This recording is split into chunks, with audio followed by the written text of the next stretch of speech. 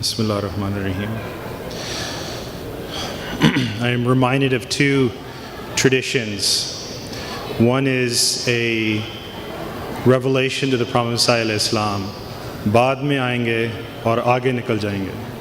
They will come after, but they will excel us in good things. And then the tradition, Sahabi se mile jab aapko paya, that when they accepted the Prophet Messiah Islam, they became as if it were companions themselves. We have all experienced and seen that level of piety and righteousness today, and you don't have to take my word for it. I think you should meet them, and you should meet every brother here. We have here amongst us an Ahmadi, an African-American Ahmadi, who was present at the very first Majlis Khudam al-Ahmadiyya Ijtema in 1968. In fact, he corrected me when I thought the year was 1969. And I don't know if Brother Bilal Abdus Salam is here. Assalamu alaikum. If you would please also join us at the stage, and I would love if you would grace us with some of your comments and experience. So don't take my word for it. Please meet and greet them.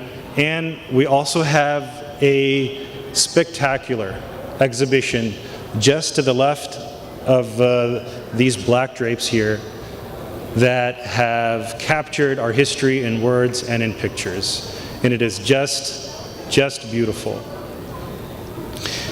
If I have one regret in life, in fact, it is that I am not a convert, that I could never be a convert.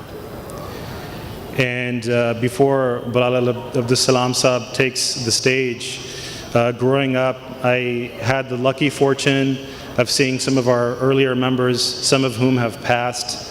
Muhammad Sadiq, Dr. Muzaffar Zafar, of course Munir Hamid as well. And I just wanted to use this opportunity to respond to an unfair comment that was made by a Khadam to me a couple of years ago.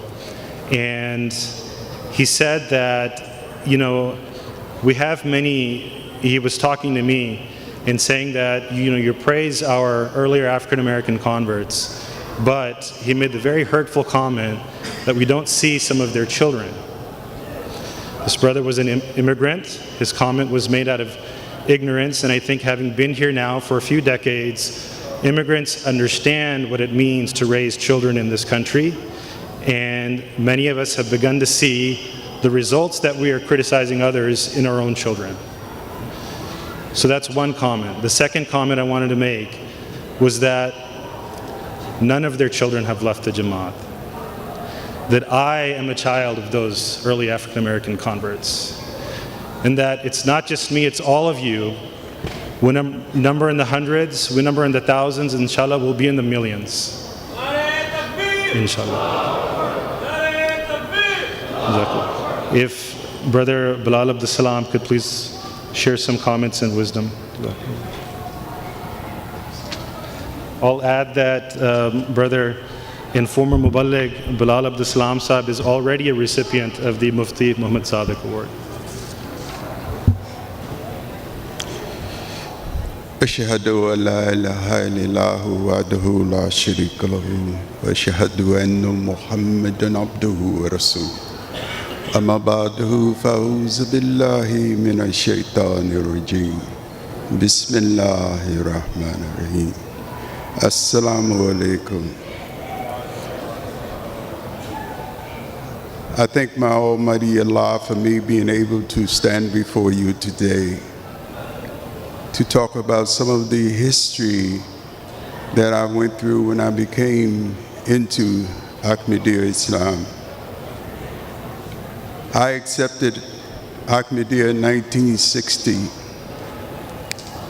In that time, Brother Munir was into the Jamaat about 5 years, and he was my mentor. He was the one whom I talked to most of the time and who gave me books to read about Ahmadiyya. Because accepting Islam first, I became a Sunni. But there I couldn't get any life out of what was happening I didn't learn anything until I became an Ahmadiyya. And being a minister in the church, many things, many questions that I had that was answered by the Ahmadiyya movement in Islam. Back in the year of 1968, one of the missionaries who was here, A.R. Bengali, may Allah be pleased with him, who was a very good missionary, he told us to get together and establish the National Kudama Ahmadiyya. But before that, in 1966, we was doing it in the locals, but never on the national level. You know, at that particular time, the Sadat was the missionary in charge. Myself, Brother Munir Hamid, he was the Qayyid. Brother Muzaffar, who was our Nabi Mir, he was also part of the national gathering. And also there was two more young men whom I don't recognize right at the present. But we only had 22 at that first meeting that we held in Dayton, Ohio. And that 22 stayed there for 3 days and stayed a little bit longer, because at that particular time we was all converts and we loved being around each other. We wanted to stay together for the rest of our life, but we knew we had to return to our homes. But each year that we met, you know, it was the blessings of God. The group began to grow from 22 to 40, grow longer and longer. And some of the pictures you might see on the outside, right behind you here, running down the aisle, of all the Kudams that was there. And we held an Ijtema here in New Jersey also. We were young men who were very proud of what we was doing. We loved Islam so much, and we loved being around each other so much, till we just accepted anyone. And every time someone saw us, they always saw us smiling. Because what? Because we loved Islam, especially Islam and Ahmadiyya. And we were the only Muslims in my area in Philadelphia. You had the black Muslims there, but they was considered following the true teachings of Islam.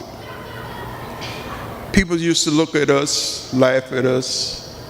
We used to walk the streets and give out pamphlets. They used to go around the corner and throw them away, and we used to backtrack and go pick them up and redistribute them again. We loved Islam so much too, we just couldn't sleep at night. We used to get up. Every morning we get up, we call each other. You see how we was doing? Did you get up for Salat this morning? Just checking on each other. This is what we done in Muslims as converts. We loved it. And when we saw someone from Pakistan, we grabbed him. Why did we grab him? Because especially if he came from Rabwa, we said, this brother knows what Islam and Ahmadiyya is. We're gonna talk to him. We're gonna try to get him to teach us. Because we had one missionary, and he couldn't be all over America at one time. And so that brother, Manawa Saeed, who is now in Washington, D.C., came to Philadelphia. And when he came to Philadelphia, he was the only Pakistani in our group at that particular time. And we told him, we said, well, you are a guest. He said, I'm not a guest. He said, I'm a member, I'm an Ahmadi. So he became our educational secretary. He taught me my Arabic, how to read the Quran. He taught us all about what Islam and Ahmadiyya was about. You know, and that was the most beautiful thing that we know. And every time he would try to leave, we would tell him, say, brother, you can't leave right now. You have to stay here. But he left and he went to Washington, D.C., and we lost that. But what he had taught us is stuck with us. So that reading of the Quran was a great thing to learn how to read the Holy Quran in Arabic. It was most beautiful. I have some letters I brought with me. The brother asked me to bring things about the Qudam when I was a Qudam that I received from Rabwa when they found out that I was elected the Qa'id of Philadelphia area and Munir was the national Qa'id. And letters came from Rabwa and telling us to constantly send reports. Make sure the reports get to us, and the missionary made sure we sent those reports to Rabwa. And so this is what we done. So this was in 1968 that we held the first Ijtema. And I'm hoping that this Ijtema here will recognize that. I love the plaques. But when you count me out of the equation of the beginning of starting this thing here in America, you're leaving me out of history. I want to be part of this history. We are the peoples that the missionary had told you in his khutbah today. We are the new peoples who's going to change the world. You hear a lot of folks talking about the new world order. You're looking at it. You are the new world order. When the promised Messiah came on the scene, that began the new world order. We accept the promised Messiah. We have a job to do. Let us not fail that job. Let us not get into the culture of this country and lose what the promised Messiah has brought to us. For God's sake, I have seen people come from another part of the world and come here to America and get swallowed down. You have to understand that this society will suck you up and spit you out. If you don't recognize that, brother, you have to get it together. We are the new world order. Keep that in your head. You are the beginning. You are the leaders. This thing is beginning to explode. Al Khalifa talked about it in his khutbah. When something happened in Syria, you can imagine what's going to happen throughout the entire world. There's history about Syria. Learn this history. Pray to the Almighty Allah to take this thing out of the mind of these people so this world won't be destroyed. I know you don't want to be a part of that. You want to be part of the peace and the blessing that this left for us. The new world order, brothers, is you. You're here. I don't know how long I'm going to be here, but I'm hoping and praying that every young man in this building today, when he reached my age, he will see the blessings of Allah. And I know half of you see it right now. It's growing in your heart.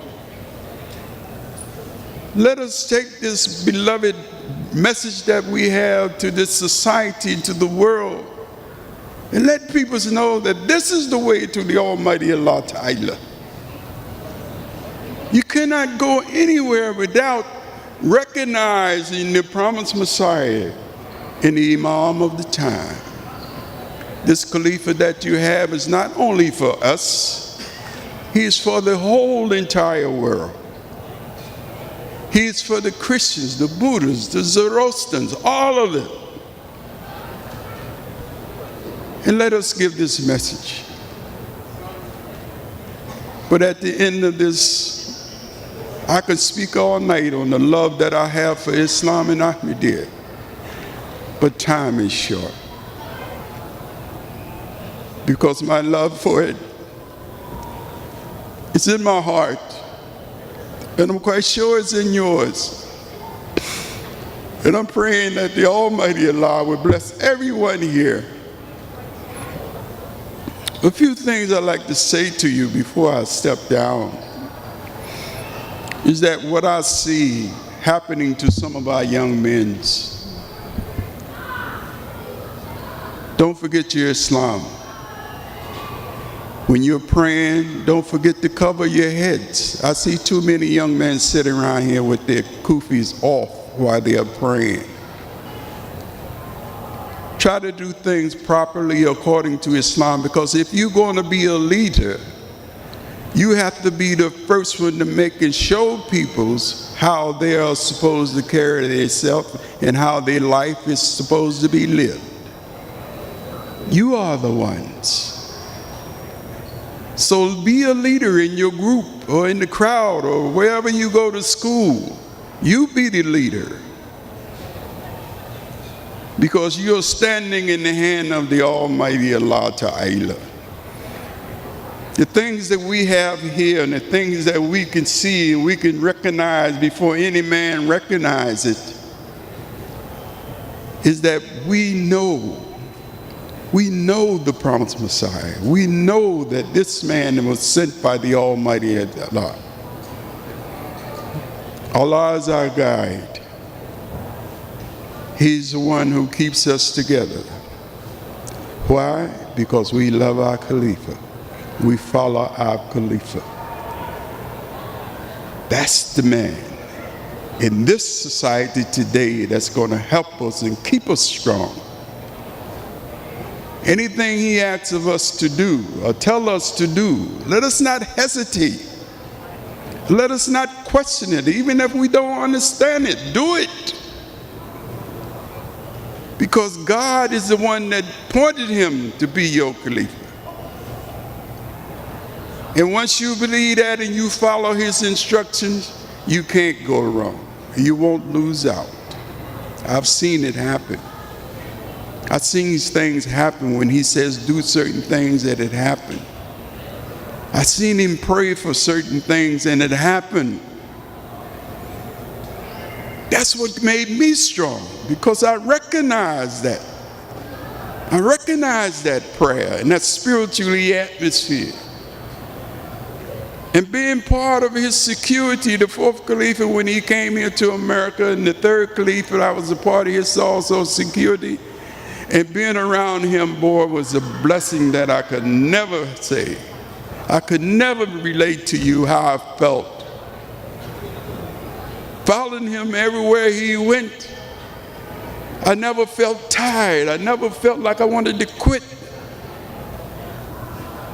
But after he left, and I go home and relax, I sleep like a baby.